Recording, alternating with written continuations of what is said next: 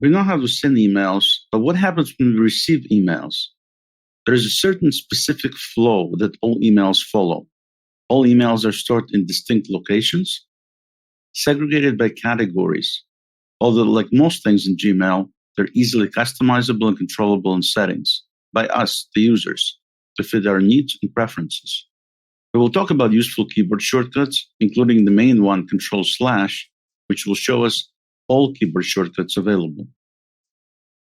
Looking at the layout again, we can see that we have a number of storage categories on the left. And so below our main Compose button, we have Inbox, Start, Snoozed, Important, Sent, and others. All of them play a role in terms of how to deal with emails, and there's tons of emails to deal with, so it's nice to have proper tools. But we need to understand how it actually works to be able to manage it effectively. Emails normally come in automatically. We don't have to do anything, and over time, Gmail will automatically show us new emails. However, we can force the issue of checking for new emails by clicking on the Gmail logo. Another way to do it is by clicking on the inbox. Now, the inbox is the main storage location for all incoming emails. Every email that people send us will come to inbox. There are a number of different things we can do to move it from inbox to other places, categorize it appropriately. But for now, the important thing to understand is that every email that comes in by default will go into the inbox. So when we click on inbox, it'll force Gmail to look and see if there's any new emails, and it'll show us all the emails next to the left side panel.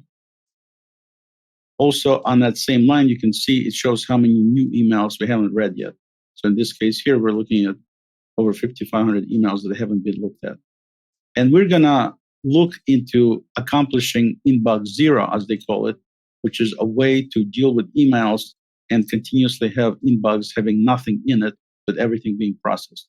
So we'll take a look at that later. So when emails come in, they come into the inbox. If you look at the list of emails, next to each email, there are several different indicators. And the indicator I'd like to focus our attention on right now is the star. Star simply means that we're trying to identify the emails that have stars clicked on as an individual group of emails, meaning something. It doesn't have to mean anything special. It doesn't even have to be used.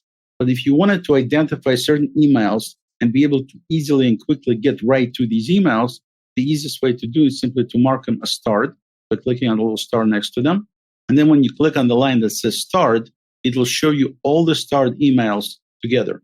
So again, it's a way to organize emails and subdivide a group of emails into a separate category that's easily identifiable. The next item is called snoozed. And what that does is allows us to take an email and then snooze it, not unlike an alarm clock, which allows us to put something away for a while and then have it come back. It's the same thing with the concept of snoozing emails. We're able to snooze an email or multiple emails to a certain time, and then later on, when that time arrives, it'll automatically put them back in the inbox. It's just a way to hide emails from the inbox temporarily. And we will cover this in a lot more detail later. The next line says important. Gmail is trying to identify emails that are important to us by marking them with the important icon, which is right here. And then we can just quickly look at them by clicking on that particular line, and we can see all the important emails. The only problem with this approach is Google is trying to use their AI, or artificial intelligence, to be able to tell whether it's really an important email or not. Just like all the AI in today's world, it's not exactly perfect. You can mark it as important by clicking on this little icon right next to each email to identify important emails, and that will tell Gmail that this email should be considered as important. But at the same time, Google may not identify properly what it thinks is important. So you can certainly mark emails as important yourself, and then you can easily pull them up by clicking on this important line right here. But just be mindful that Google will also mark some emails as important, and they may or may not be important to you because it's a very difficult thing to gauge. When we compose new emails to send, initially they wind up being stored in drafts. So you start typing anything and it automatically saves it in drafts every few seconds. And that way, even if, let's say, power went out or you disconnected or you closed the tab, you're not going to lose what you were typing because every email you type will automatically be saved in drafts folder. And then when you actually finish email and click send, then it's going to go ahead and send it. And then it's going to move it from drafts over to sent. And so every email that you've sent winds up being in the sent location. By its nature, the draft folder is typically used as the storage area when we initially compose emails so we don't lose any content. However, there's another useful feature. Nobody says that these emails have to go out. We can actually simply leave them in drafts and never send them to anybody. And that gives us the ability to have notes in drafts that are permanently stored and searchable. So all we have to do is compose a new message and then never send it to anybody. In fact, we don't even have to indicate anything in the to field or CC or BCC. All we do is we actually put in a subject of some sort, which is also optional, and we put in the actual body content. And this way, we're able to have as many draft messages as we wish, which we simply use as notes. And as we covered in the previous lesson, you can also schedule emails. And then when you schedule emails, they wind up going into the scheduled location. And then anything like, for example, the email we did in the previous lesson, you can see it right here because it's not time to send it yet. Once it sends it, it's going to go ahead, get it out of scheduled and put it into sent.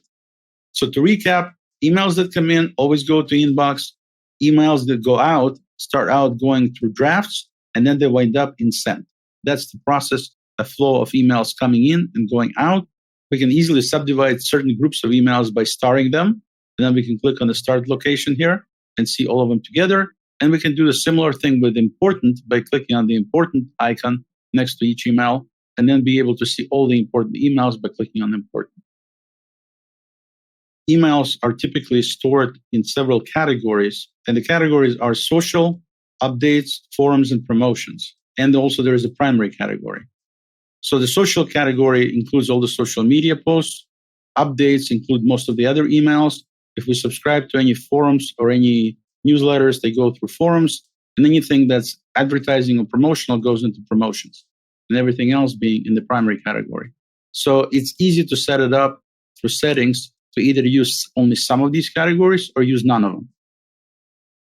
In the next lesson, we'll take a look at how we can select specific emails and how we can deal with them on an individual and a group level.